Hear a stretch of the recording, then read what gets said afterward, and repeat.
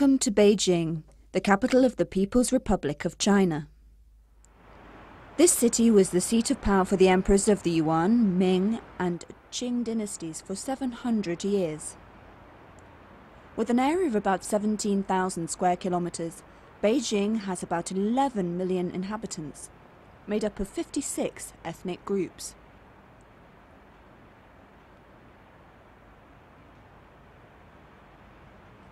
Since the opening of China to the outside world, Beijing has become one of the main tourist destinations.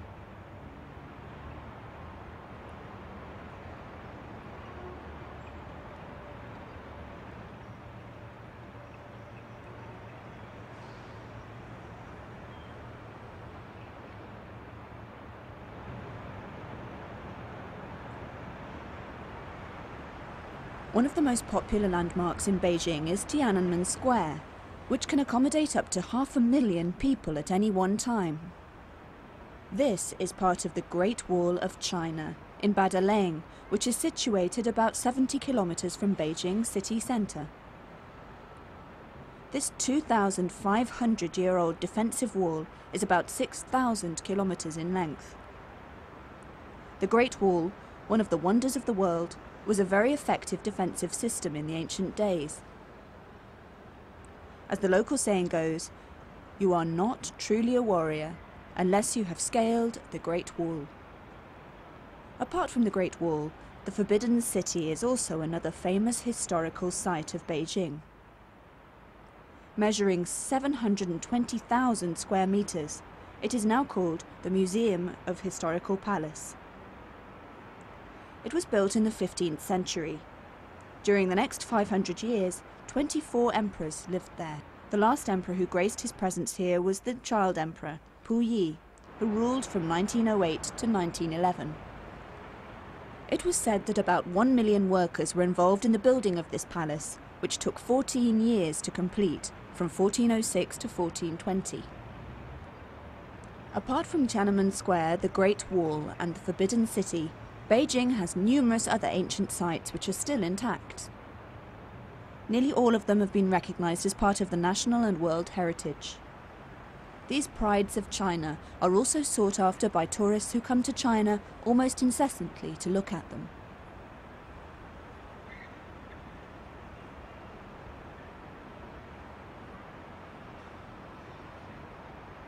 The tourism sector has been given the priority for the last few years. The inflow of outside cash is a significant contribution towards the development of the local economy. Beijing was once known as Peking.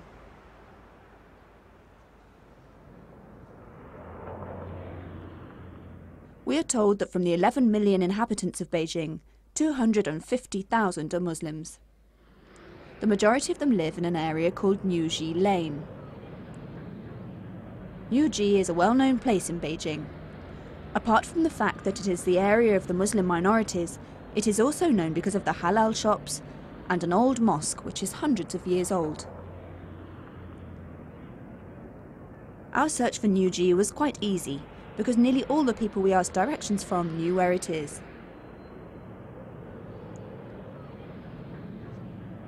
Niuji is one of the early Muslim settlements which has been here for about 1,000 years.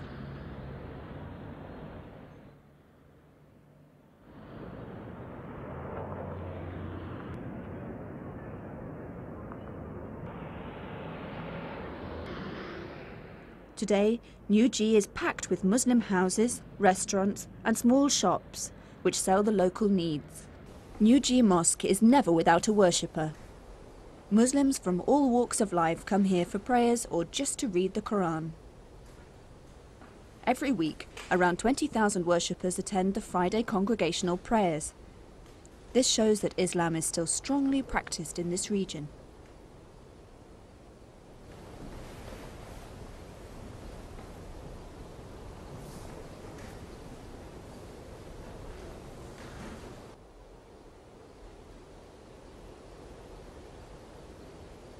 The Niuji Mosque was built in 996, during the reign of the Song dynasty. The calligraphy of Quranic verses harmonizes with the colors red, gold, green and blue. Etchings with floral themes, especially of the lotus, have become a symbol of identity for the Chinese. These elements are similarly used in many different mosques in China. Apart from basics such as prayers and fasting, the local Muslims give great emphasis to religious schools. The mosque usually becomes the main religious school in areas where there are no specific religious schools or classes. After visiting the Dongji Mosque, we visited the Newji Mosque. Apart from us, the Newji Mosque also has another group of Malaysian guests from Johor, who are currently touring China. The history of Islam in Beijing is so closely knitted to the mosque that tourists, be they Muslim or not, will almost surely be brought here by their guides to see the Muslim minorities. Newji Mosque has also received visits from numerous VIPs from other countries. One of the interesting features of this mosque is its lunar observation minaret. Later it was used for reciting prayer calls. Today, however, the 5 times a day prayer calls are made only from the mosque's courtyard.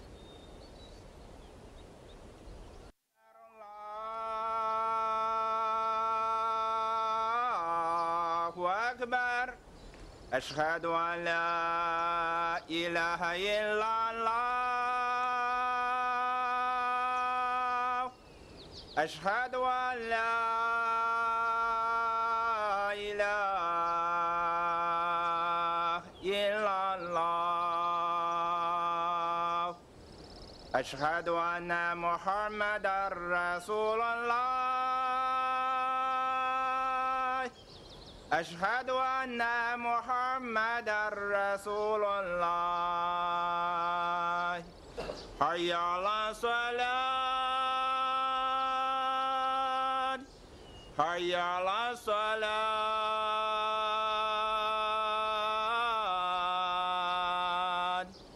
حي على الفلاح حي على الفلاح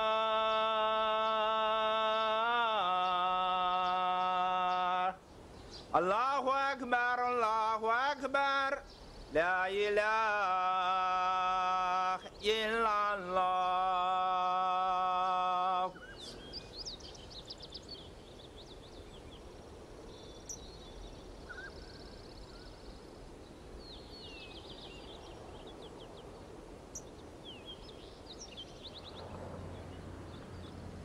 The Newji Mosque is the oldest and biggest mosque in Beijing. It was built by a Muslim named Nasruddin. Nasruddin was said to be an educated Arab man and had served as a senior officer in the government of the Liao dynasty.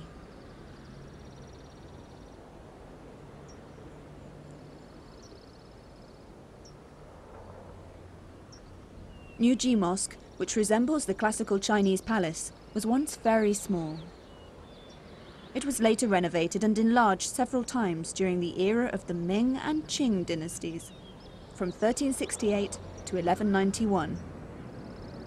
In 1474, the Ming Emperor named this mosque Li Bai Si, which means the prayer hall. The Newji is the only mosque left in China which is still called Li Bai Si, while others are now called Qingchansi, which means a place of prayers, purity and truth.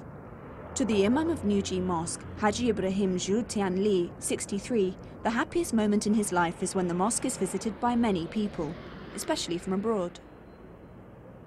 Built on a 6,000 square meters land, the mosque also provides other facilities such as religious classes, administration offices, souvenir shops and an ablution room. 另外就是说，我们这礼拜四了呢，还有一个是主麻，就是距离礼拜五就是今天这个主麻嘛，这个阿訇要讲，哎，这个礼拜四就是昨天礼拜四呢，这有一个学习班儿，这学习班儿呢就是专门学习啊，这个古拉尼啊，这个多尔呀，或者是伊斯兰教义呀，有这么一班儿。下午从撇什一下做好了奶妈子之后。开始学1-2个小时。Haji Ibrahim Zhu has been the imam of this mosque since 1981. He sat for a special imam course conducted by the previous imam.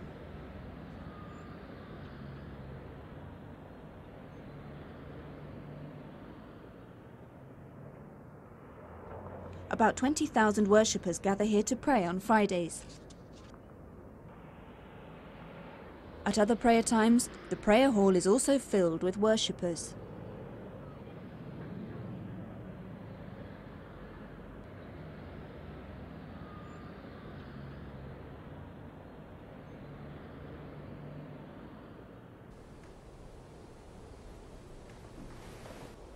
The area surrounding the mosque has become the pulse of the local inhabitants in Beijing.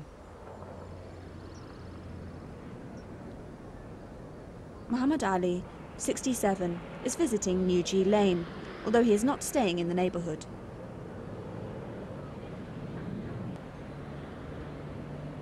If he has the time, Muhammad Ali will surely go to the mosque for congregational prayers, especially on Fridays.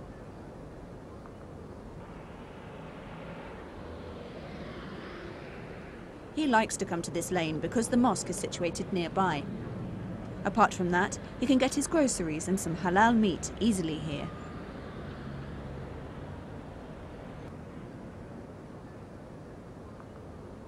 It is estimated that around 20,000 Muslims who frequent this mosque every Friday have helped the business of Omar Pai Zhigang's family tremendously. We asked Omar what makes him decide to work here. According to him, his shop is visited by hundreds of customers every day. Omar likes to live in New Ji because the area is clean and, most importantly, halal food is easy to get. New Ji is very special to him. It is here that Islam got a foothold in Beijing about 1,000 years ago. And to Omar, he strongly believes that Islam will always flourish in this unique part of Beijing.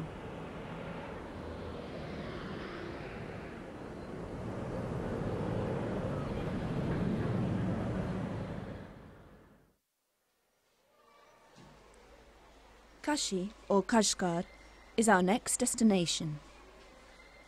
It is situated in Xinjiang, an autonomous region of the Muslim Uyghurs. 40% of Xinjiang is mountainous. The Altai, Tian Shan and Kunman ranges have a significant effect on Xinjiang's weather. Rivers and lakes are the irrigation sources for the oasis here. The Xinjiang district is the last frontier of the Chinese Republic to the west.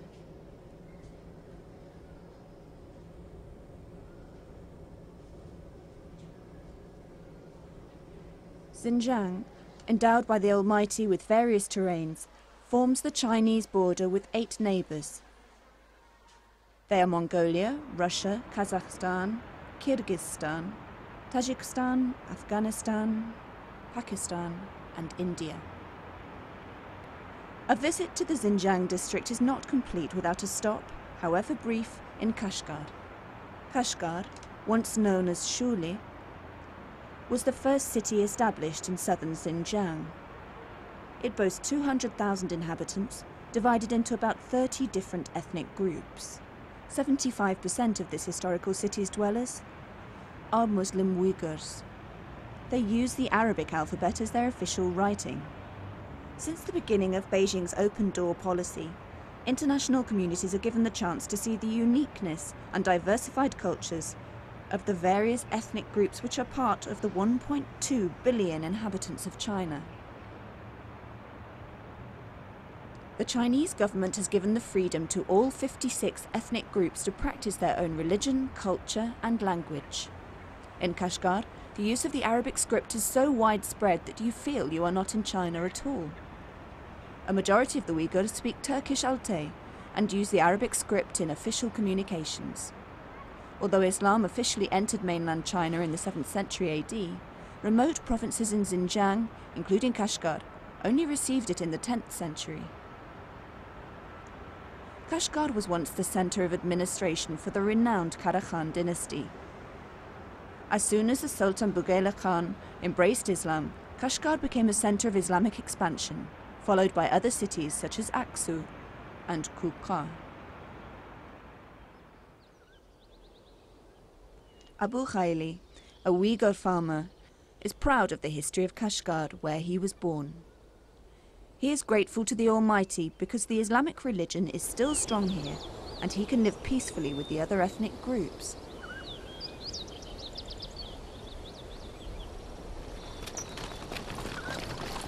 The Uyghurs are cattle breeders, hawkers and farmers. Abu Khaili plants rice and wheat.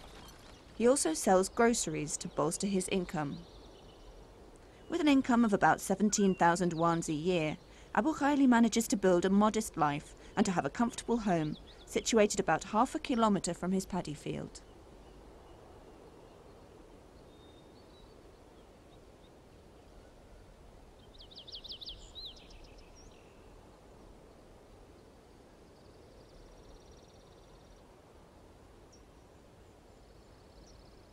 At home, Abu Khaili's wife, Tajinsa, makes sure that her husband and son's needs are met. Abu Khaili has 8 children, 5 boys, 3 females.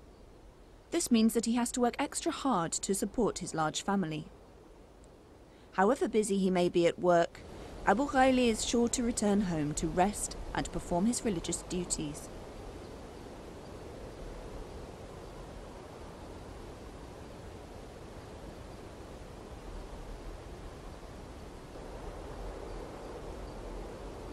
Abu Khaili's house, situated in the Shifu district, Kashgar, was built by the local community 10 years ago. His family and relatives have been living in this village for generations. In keeping with tradition, all Uyghur dwellings have courtyards, whether big or small. These courtyards are adorned with flower plants or fruit trees.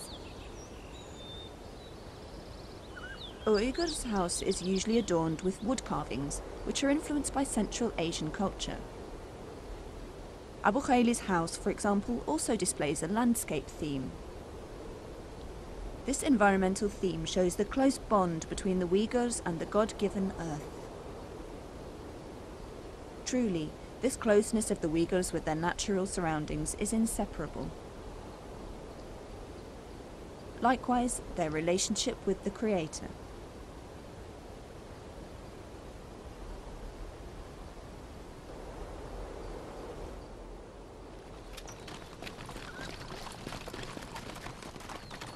The word Uyghur means unity. To Abu Khaili's family, the unity of the Uyghur begins with the closeness of family members at home. During their free time, Abu Khaili's family will meet to inquire about each other's health and to feast together, usually on traditional dishes such as tea and sweets.